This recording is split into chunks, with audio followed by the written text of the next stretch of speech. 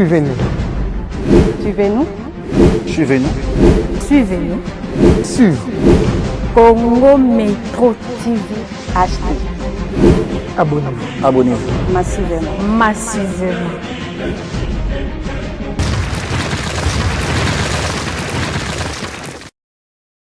N'hésitez pas à liker la vidéo si elle vous plaît et si vous êtes nouveau sur la chaîne, n'oubliez pas de vous abonner et d'activer la notification pour ne rater aucune de nos prochaines vidéos. On commence. Hard stop at 10, so we're looking at about 50 minutes. Okay. Yeah. All right, I'll grab you a pen and paper, but give me 2 seconds, ABT, and we'll be back.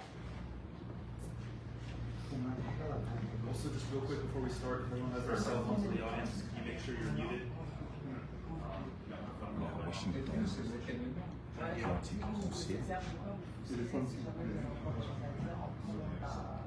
right, we're ready to get started. We're ready.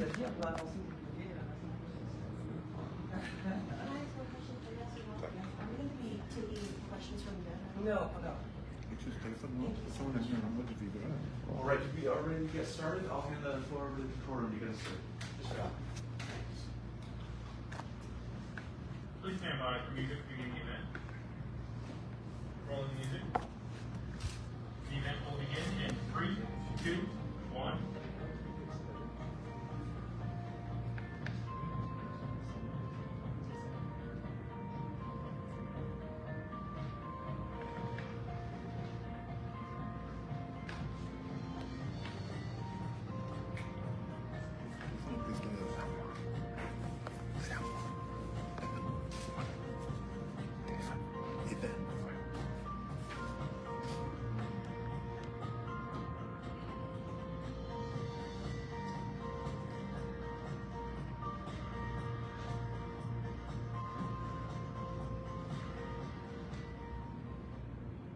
Hello everyone, I'm delighted to welcome you all this morning for this important conversation today with Mr. Martin Fayulu, virtually and in person from the studios of the Atlantic Council here in Washington, D.C.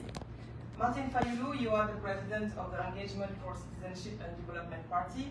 You ran for president of the Democratic Republic of Congo in 2018 in a historically controversial general election.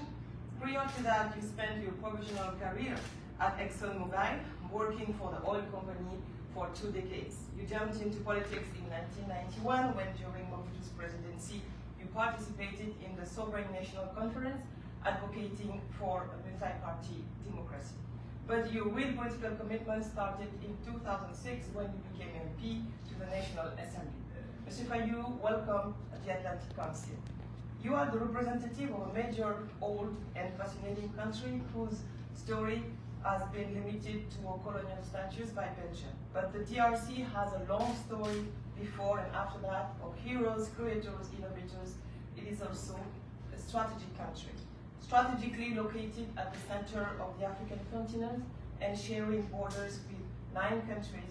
The DRC is the second largest country in Africa. It is the size of Western Europe. DRC is endowed with exceptional natural resources, including minerals such as cobalt and copper, hydropower potential, significant arable land, immense biodiversity, and the world's second largest rainforest. However, DRC is among the 5 poorest nations in the world. Most people in the country have not benefited from this wealth. 3 decades of conflict, poor governance and instability, displacement of populations more than anywhere else in Africa have led to a grave ongoing humanitarian crisis. Over 100 armed groups are active in Eastern Congo, the MONUSCO too, the oldest UN peacekeeping operation in the world. When the US ambassador to the United Nations, Linda Thomas-Greenfield, visited the Atlantic Council on Africa Day last year, she said this about your country. Every time I see the movie Wakanda, I think this is DRC. And I know it was an imaginary story, but imagine a DRC where the resources that are available there are being used to build the country, are being used to educate the people, are being used to provide health care and services for the people of the DRC, and we would have a Wakanda in the making. And there is no reason that the DRC can't achieve that. They have to make sure those resources that are there are being used for the people of the DRC and not being used by those who want to fuel war. Mr. Fayulu, your trip in Washington is happening during a critical context for Africa. Key diplomatic companions are shaping the African narrative with the upcoming UN General Assembly after the Japanese TICAD, the upcoming COP27 taking place in Egypt, and later this year, for the first time in 8 years, the US-Africa Leaders Summit. At a moment where your country was recently visited by Secretary Blinken and is experiencing new tensions. While you are visiting Washington, D.C., we will be happy to hear your voice about the regional security context, the economic challenges, the role of China, your expectations to the United States, but also your national ambitions after the controversial elections.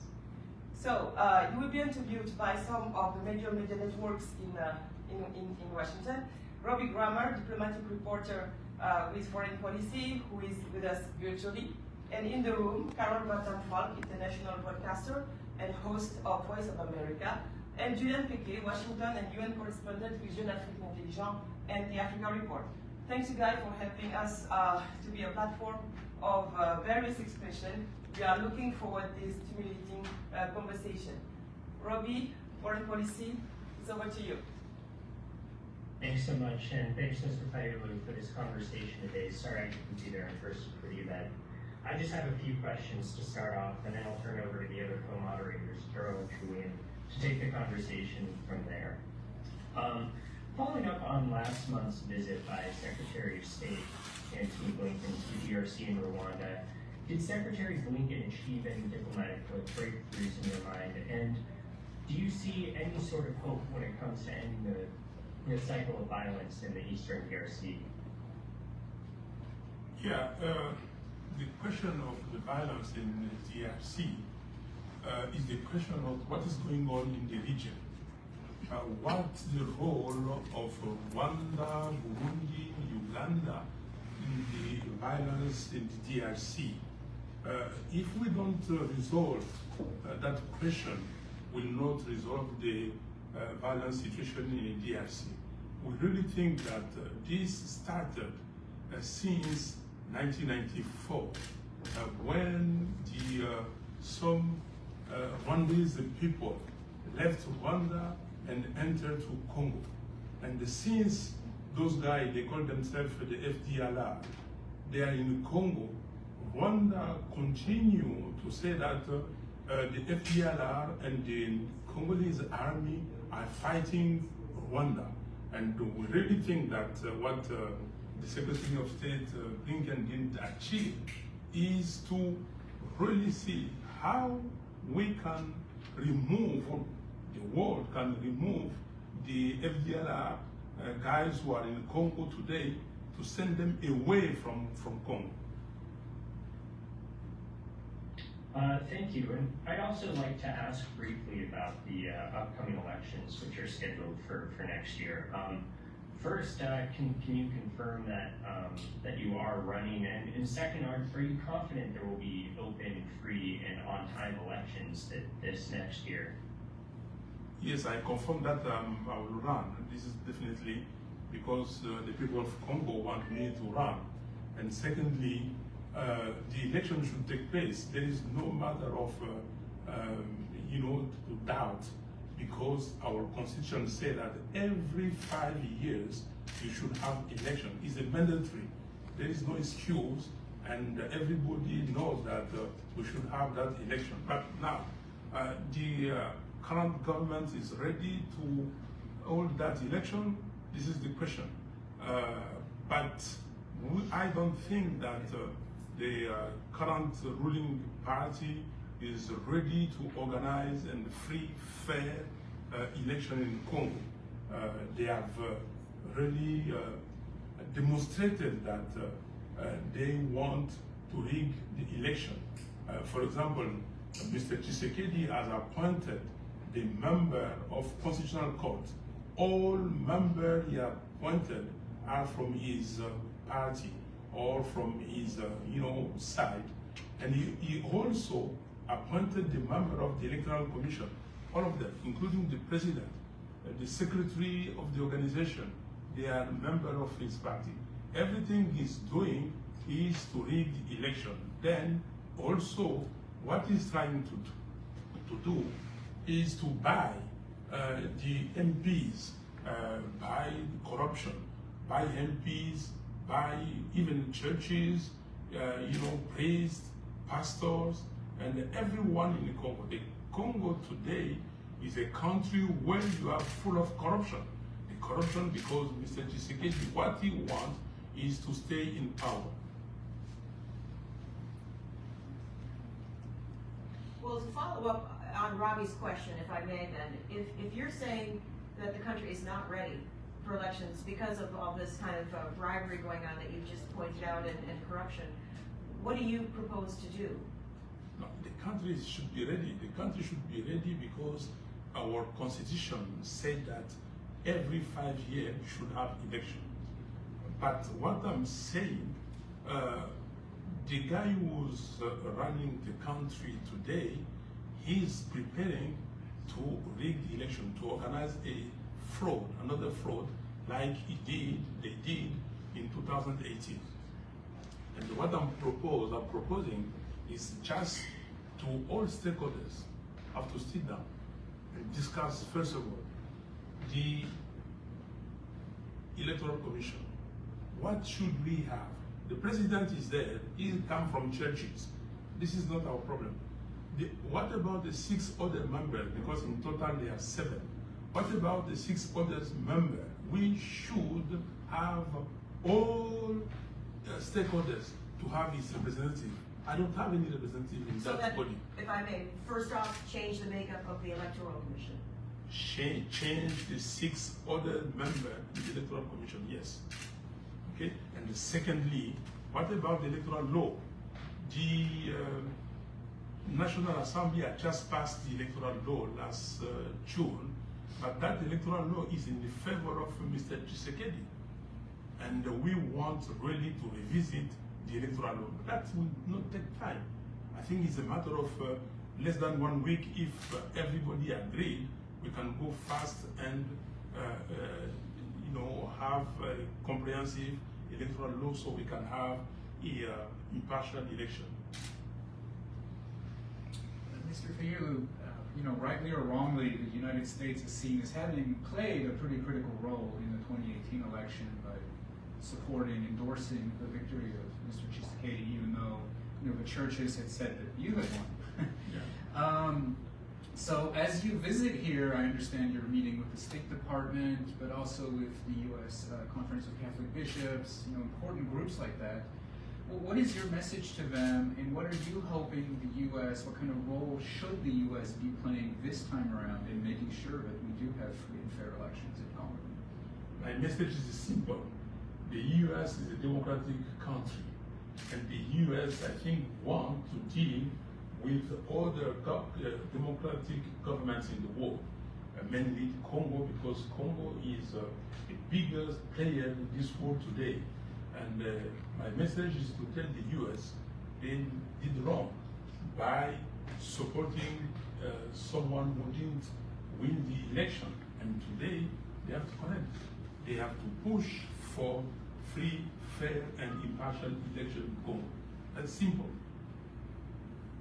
That's a pretty strong message. Since we are here talking about your visit here, can you go through quickly, where you're going? I understand you're here for almost a month, also going to Canada. Who are you meeting with beyond just the policymakers? You have said I will meet with people in the State Department. I will meet with people in the MPs, in the Senate. I will meet also some organization, the American organization, and I will also meet with the Congolese people. I want to pass the message so they have to work, they have to be to advocacy for Congo, and they have to let the American opinion to understand what is going on in Congo, because if we don't do so, Congo will just be excluded from the world. And some people have decided that they have to destabilize Congo, mainly Rwanda. Rwanda think that President Kagame think that some part of Congo is from Rwanda and he have to balkanize Congo, even not physically, but economically. And as Mr. Tshisekedi has done, he has sent Congo to the Eastern African community. We are not in the Eastern African part, we're in the central part of Africa. And we want to play our role, but that role should be played with Congolese, and Congolese have to really understand that today our country we're living in chaos. You brought up Rwanda a couple of times now, and let's talk about that a little. If you were president right now, what would you do to deal with the problem with your border with Rwanda and the the militias and the rebels that are coming across into your country? I will sit down with the president of Rwanda to tell him that okay, we need to have peace, and we need to have democracy in Congo, and they need also democracy in Rwanda. We need to listen to the people of our countries, and we need to really strengthen our relationship by not sending troops in Congo to disturb Congo. And Rwanda need to fix the problem of FDR. And we are neighbor. And Congo has 9 neighboring countries. And we need peace because no country, any single country can develop itself by ignoring the others or by troubling the other countries. So you would have a sit down with the president of Rwanda. Do you think that you could hash that out and actually come to an agreement? That we have to talk. I think that there is no way, if you don't talk, if you don't discuss, if you don't bring the issue to the table, you will not resolve the problem. And we cannot stay like that. We used to have what we call in French CPGL, the Great Lake community, and we were far. We almost had a common passport. We had a common bank. We were all the country, including Burundi, Tanzania, and we were far away compared to what is going on in Western Africa today with ECOWAS. Okay? I think that for the better of Congolese and for the better of Rwandese, we have to find a comprehensive solution for that issue. A lot of things to talk about. I do want to ask one last question on this very important regional conflict issue. President Tshisekedi has been extremely critical of Rwanda, as you know. They've had a lot of back and forth in terms of words. I was wondering if you could briefly talk about where specifically you would act differently from the president. Maybe like the M23 terrorism designation. Do you think that's moving too slowly? Is that something you support? Give us a sense of how you would differ from the current president, given that he's also been pretty strong on the Rwandan issue. Tshisekedi is not criticizing Kagame. Tshisekedi is not criticizing Rwanda. Tshisekedi and Kagame, they are playing a game. It's a game to just tell the Congolese people we are not agreeing each other. And Tshisekedi was put in place by Kagame and Kabila, you know that. And I don't see how Tshisekedi will combat Kagame. And the thing is, today, everybody knows that the M23 are Rwandese. And the Rwandese from Rwanda and some Rwandese living in Congo. And Tshisekedi just, pronounced as Kagame names in that issue because we did so. And he couldn't stay, behind that because the civil society, the youth movement, and ourselves, we gave some evidence that Kagame troops and the Kagame is beyond the M23. That's why he went ahead. And just see how he's maneuvering. And he and Kagame agreed that Congo should be part of Eastern African Community. Congolese don't want. You go to South Kivu, to North Kivu, to Ituri, nobody wants that organization.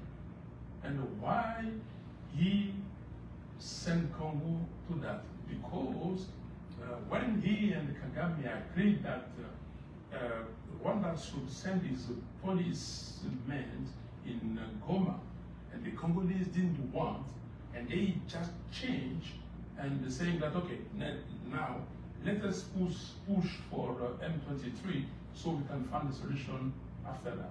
Okay, that's pretty clear. You think he's the wrong person to deal with the issue. You know, Ambassador Yab, in her opening remarks, talked about the richest of your minerals. Of course, strategic mineral access is a main priority for the Biden administration, doing it fairly, you know, so that people are just not taking advantage of your natural resources. I wanted to ask you about China and the current president. You know, there's these negotiations going on where the current government, Tshisekedi, is looking to rethink some of these contracts with Chinese companies that were signed under Kabila. Do you think that those negotiations are real, or do you think the current government is just playing a game and telling the Americans what they want to hear? Is anything actually going to change in terms of these contracts with the Chinese? What's your take on that? You answered the question. I like that. But it's a game, you know, it's a game. Tshisekedi is a game player. He's playing a game. Go to Kinshasa, you will see that China is building a huge embassy. That place is a school land that Mr. Kabila sold to China, and the Chinese couldn't build the embassy during Kabila time.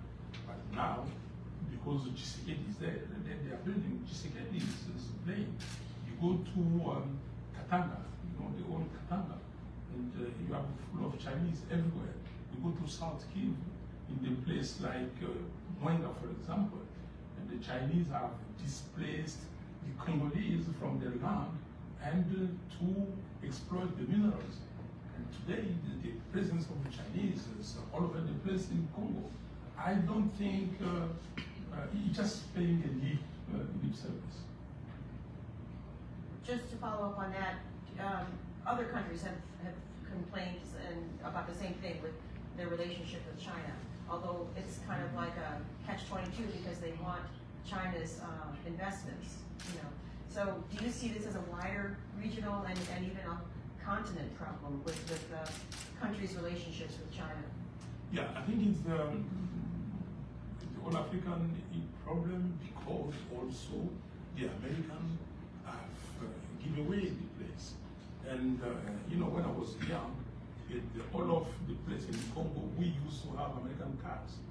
We used to have the American companies. We had even the assembly plant by General Motors. We have the company called Goodyear and so on and so forth. That place was full of, and we had Freeport McMoran, you know, in Katanga for taking Fungurume.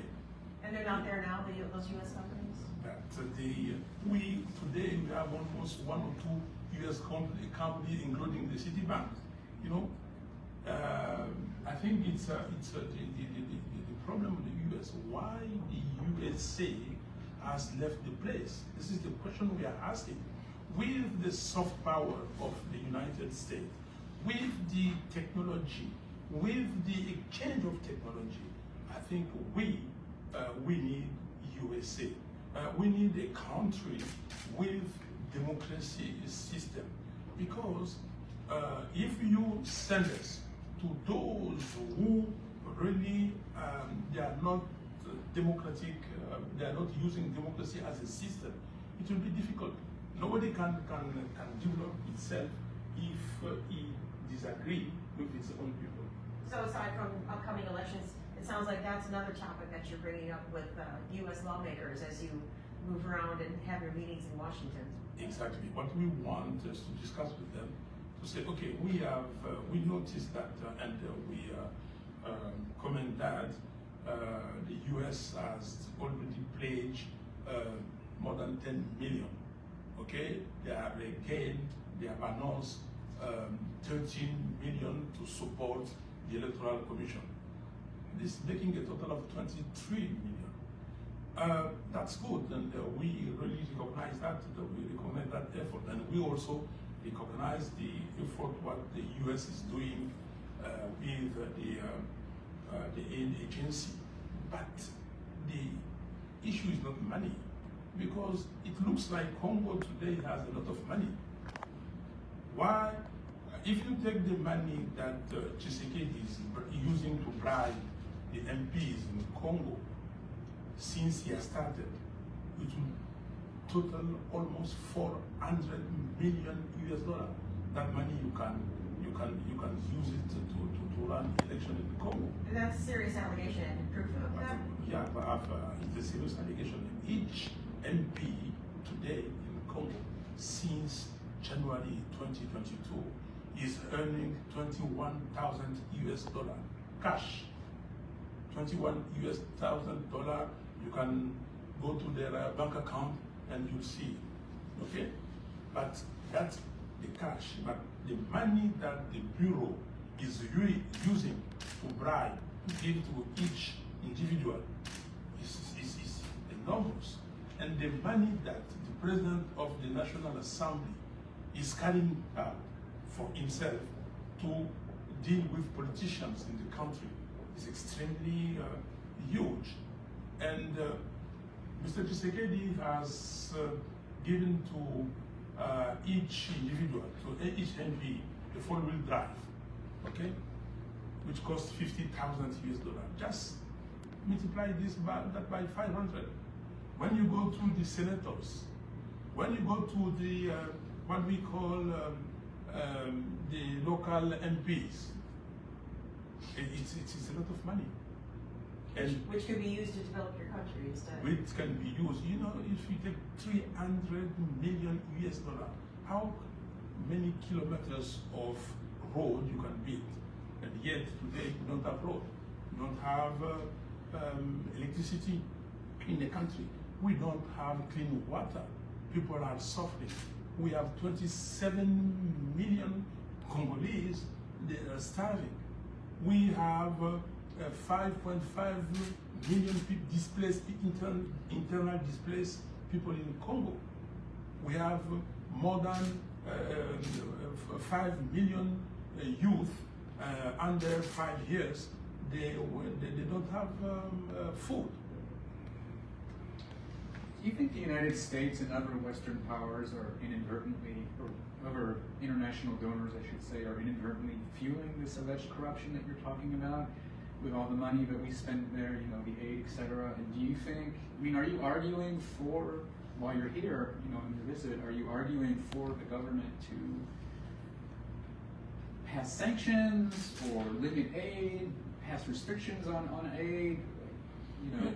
Yes, I and the US and the Western countries, they should know who is taking money from the Congo and where the money is going. The former, number 2 in the National Assembly, the former Vice President of the National Assembly, said that every day, every week, there is a private jet leaving Kinshasa to the Western country with millions of US dollars. And they should know what those dollars is landing to. And what I'm saying is, yes, they should have sanctions. Yes, they should watch what is going on in the Congo. Yes, they should try to push all stakeholders to sit down and to discuss in order to have a free and fair election in 2023. Because this is, for us, is a key. This is, as you said, it's a key message to everybody.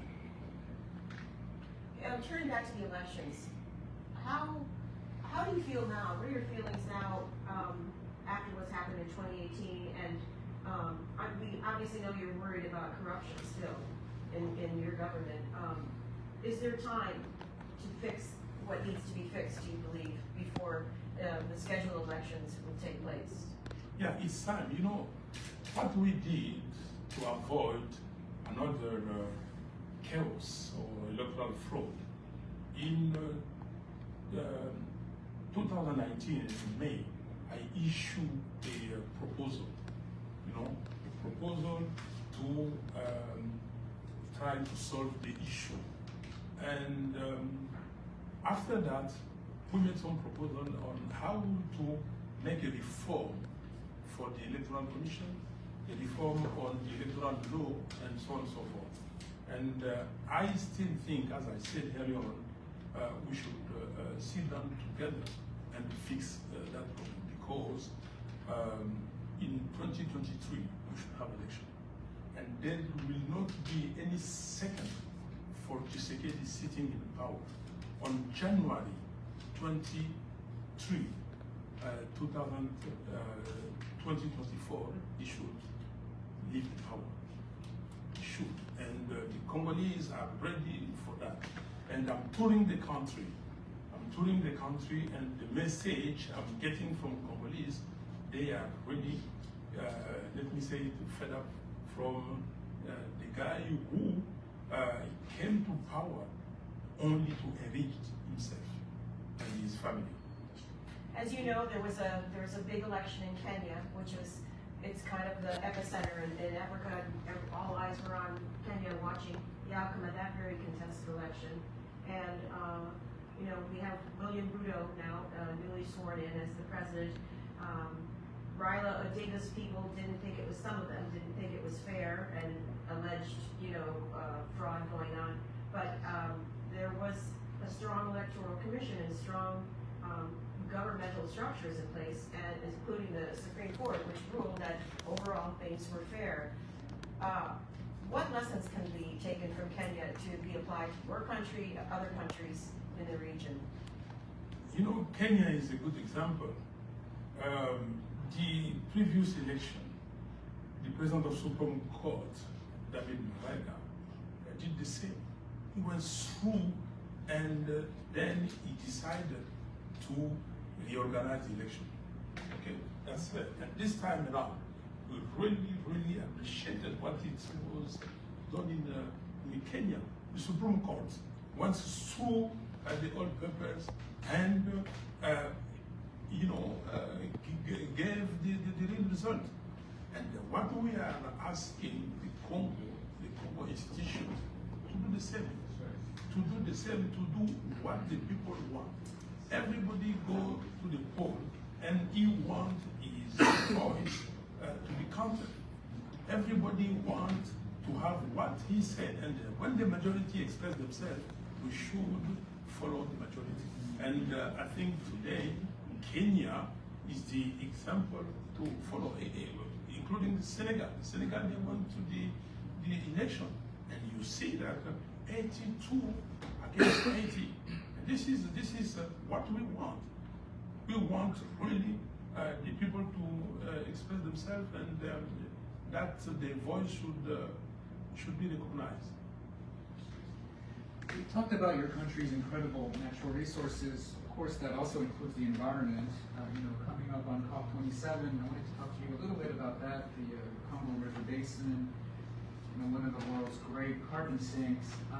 What do you want to see in terms of, you know, investment from richer countries to help, you know, your country sort of preserve its environment? You know, more financing. If you're not going to cut down the forest, you should be, you know, rewarded in some fashion. Can you talk a little bit about, you know, what you think about all that discussion going on at COP27 and whether Western powers are doing enough? Yeah, before the COP27 and everything, we have some prerequisites. You know, Congo has to really work and be part of the world. The prerequisites are, we should have a country with the rule of law. Okay, this is the first prerequisite. We should have the intentional country. You know, the integrity of Congo. Congo should remain one country. The third one should be the cohesion. It looks like they are disturbing Congo to lose our national cohesion. And the last one is the integrity of the government. If you have those four things, those prerequisites, then you can talk. Because if the country is on the hand of the experienced people, knowledgeable people, the people who have something to deliver, I think we can discuss openly to anybody as a country, as leaders of a country. And then we can participate. We can avoid what Tshisekedi is doing, for example, making an auction for the oil blocks. How can you auction those blocks knowing that you don't have expertise? Knowing that those and no serious company like Shell, ExxonMobil, Chevron, they will come, and we are today, disturbing our land. We are today disturbing our forest. Today you go, people are cutting trees anyhow. We don't have any comprehensive program for that. That's why, as I'm saying, that the prerequisites, we should have a government. We should have institutions recognized by the country with their leaders. Right. So just to be clear, you don't think any benefits coming out of COP27 would actually help your country if the wrong leadership is in place?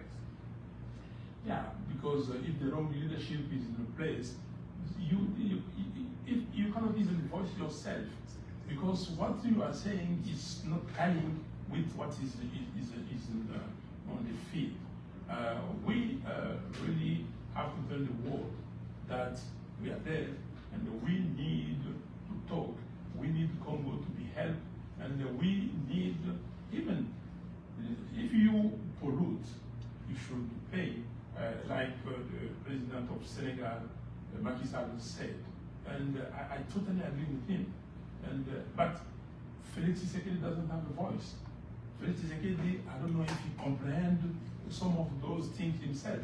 And we need a government, a real government. You mentioned illegal logging, which is a huge problem in your country. Many Sudan, South Sudan, East African countries too. That's a huge problem. But I wanted to get into the weeds a little more about COP27, which Julian brought up.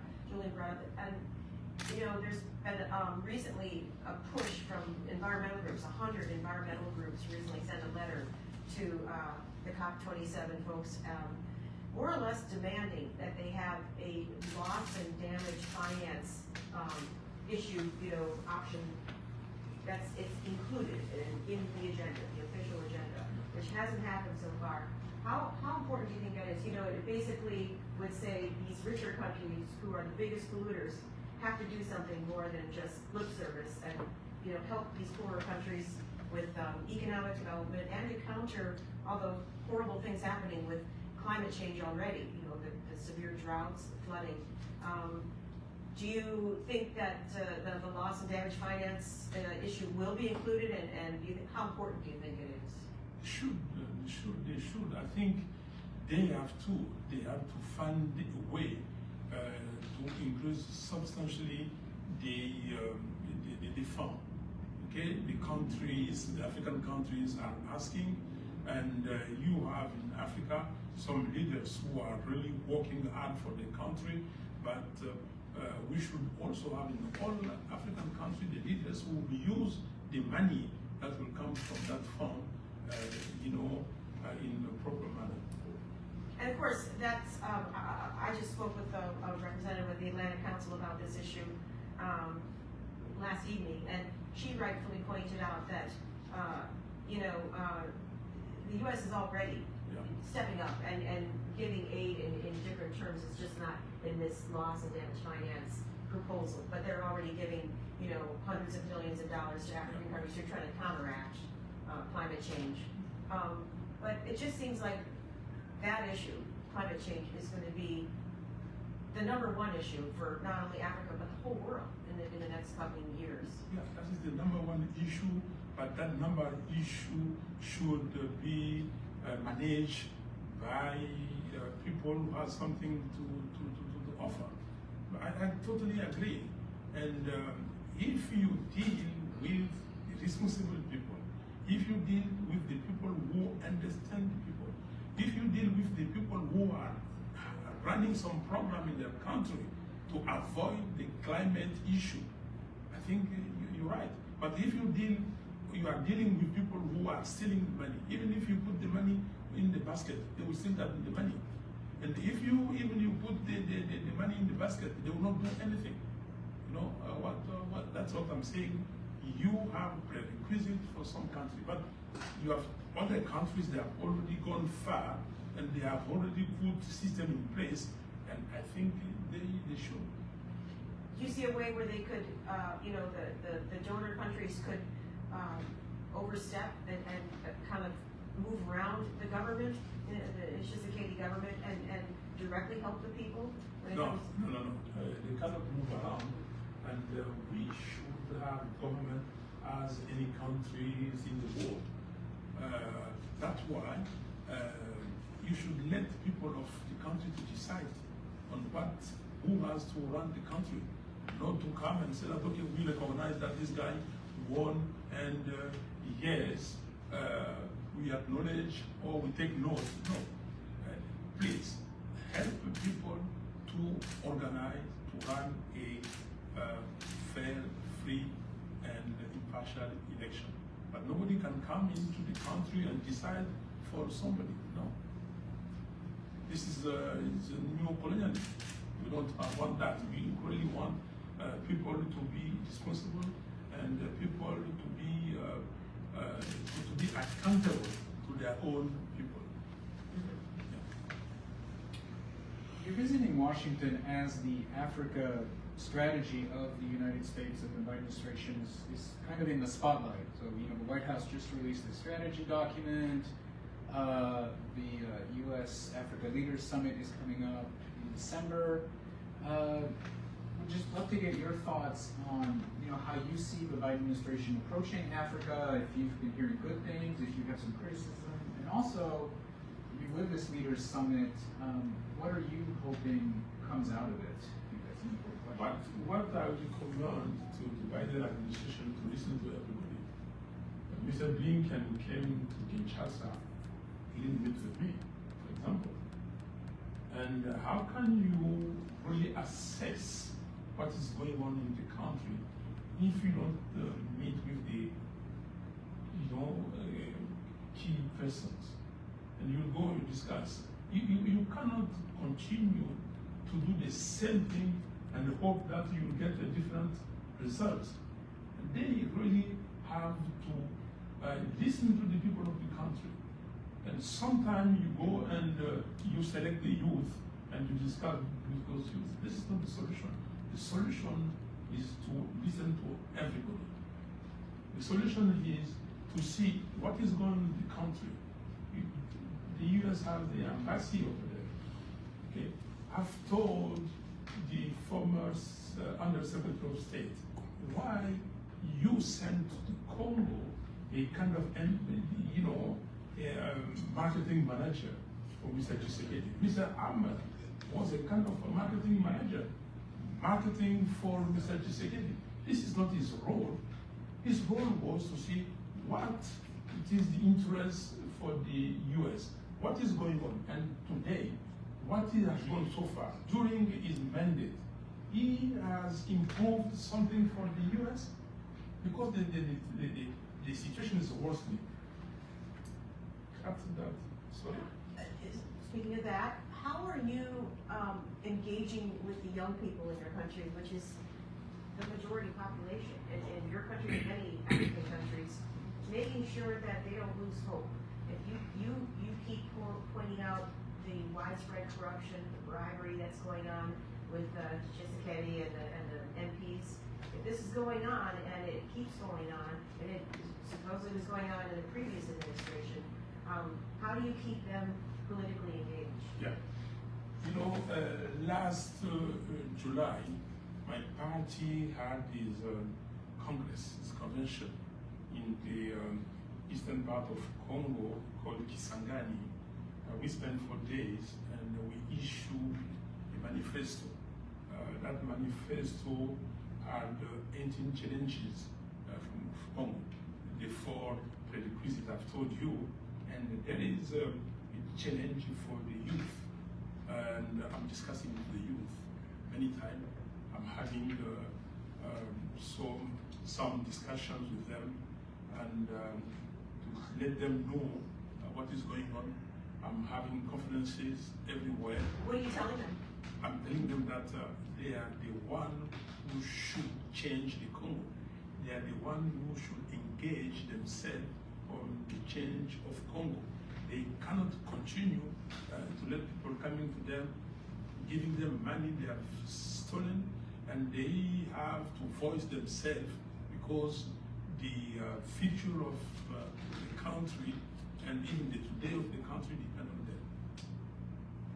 I'm telling them that, okay, education is first. They have to educate themselves very well. They have to request for a quality education, and they have to demonstrate sometime if they found that the money of the country has been, the leaders are stealing the money. What has Tshisekedi's record been on that, on improving education, jobs, economic development? What is doing what? What's his track record? How well has he accomplished those kinds of goals? Zero. Tshisekedi has decided, as it is stated in our constitution, there is a free school for the youth, but you have in the classroom 200 people. How can 200 people in the age of 7 can be in the classroom and listening to the lecturer? And in terms of education, there's 0. In terms of infrastructure, 0.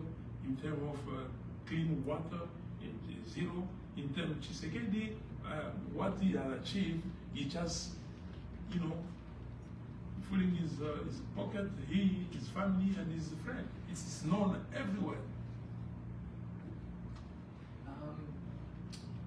Maybe talk a little bit about Congolese politics here, but some of the other opposition figures. I'm thinking of the former Katanga governor, Moise Katumbi, is also here, making a lot of the same points that you are.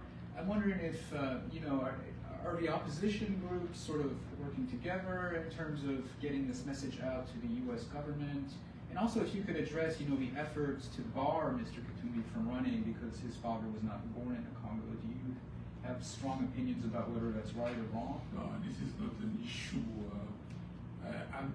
He was governor of Katanga. Nobody prevented him to be governor.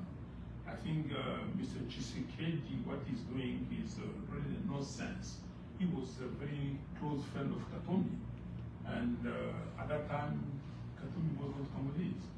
And I really think that we have to have an inclusive election. Everybody has to run, and the Congolese have to decide. Okay. Want to ask last question? We still have time for one more? Yeah? Yeah.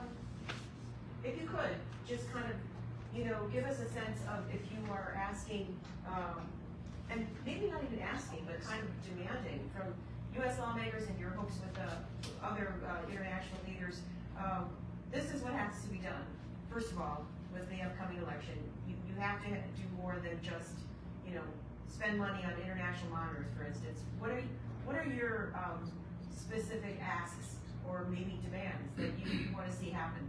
My specific demand is that we have to have the rule of the game, and we have to fix how we will run the election, what electoral law, what electoral commission, what is the rule of the game. What I'm asking the US and the whole world, that the rule of the game should be comprehensive, and everybody has to accept. All stakeholders have to sit down and discuss the rule of the game. What will happen if the government says, or the electoral commission, whatever its makeup, says you didn't win? But people will go on the street, and this time around, or send the people to the street. I've already told. In our Congress, we had 13 resolutions. And the last one is that this is my word. If in 2023 and they rig again the election, if they make fraud, you go to the street and ask for your victory. Will you say no violence? No violence. Why the violence? But the violence, we didn't talk about the violence, the insecurity going on the place called Pamut in just under 60 kilometers from Kinshasa. What we are saying to the government, you have militaries, you have policemen, and when we demonstrate, for example, to support our army, our militaries, you send massive militaries on the street, to disturb us. Why you are not sending those militaries and policemen in Pamut, in Bunagana? Because today, 3 months after Rwanda has taken Bunagana, Bunagana is still under Rwanda control with the M23. So, I'm sorry to interrupt, but I have to close this very fruitful, interesting, and informative discussion. Thank you, Robbie, both virtually, Julian and Carol, for your insightful questions. Thank you, Mr. Fayulu. We are going to follow very closely your next step in Washington, D.C. and in the DRC. These days in Africa, a lot of major elections are happening from Nigeria to Angola, from Kenya to the DRC. So it may be a historic turning point for the African continent. Now I just would like to thank our audience for watching, listening so carefully. Just stay tuned because next week on Monday, September 19, it's a happy coincidence, but we'll host another major actor of the DRC, the Nobel Peace Prize, Dr. Mukwege, from New York, from our studios from New York, during the UN General Assembly. And I will be happy to see you there. Thank you very much and see you soon. Bye. Thank you. Thank you very much. Thank you.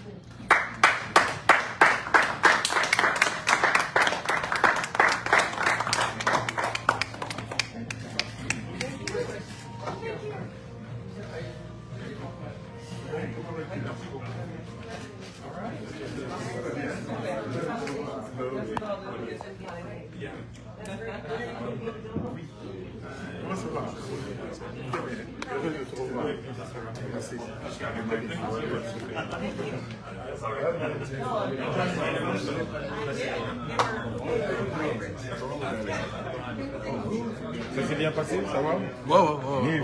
Le message a été fort et convaincant. Top. C'est l'essentiel.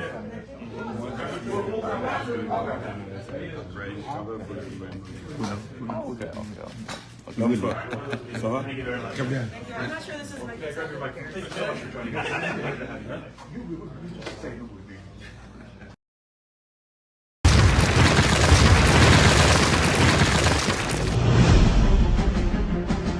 Suivez-nous. Suivez-nous.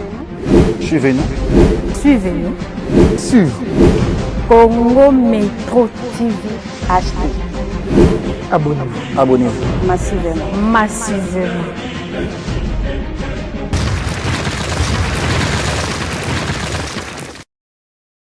N'hésitez pas à liker la vidéo si elle vous plaît et si vous êtes nouveau sur la chaîne, n'oubliez pas de vous abonner et